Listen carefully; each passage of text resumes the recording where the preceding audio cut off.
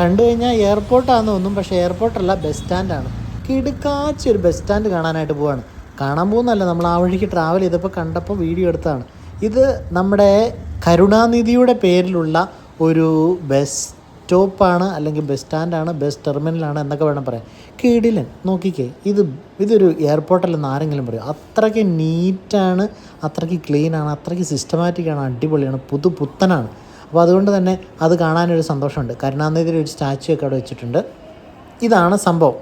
വലിയ ഫാനുകളൊക്കെ വെച്ചിട്ടുണ്ട്. അത് എത്ര ഭംഗിയായിട്ട് ചെയ്തേക്കെന്നറിയാം, നല്ല ആംബിയൻസിൽ. അപ്പോൾ അകത്ത് കയറിയിട്ട് പുറത്തിറങ്ങിയൊരു വീഡിയോ എടുത്തു. ഇതാണ് പുറത്തുനിന്നുള്ള വ്യൂ.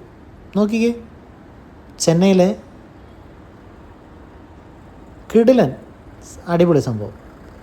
നമ്മുടെ കേരളത്തിൽ ഇതുപോലൊക്കെ എന്തെങ്കിലുമൊക്കെ വരുമെന്ന് വിചാരിക്കാം.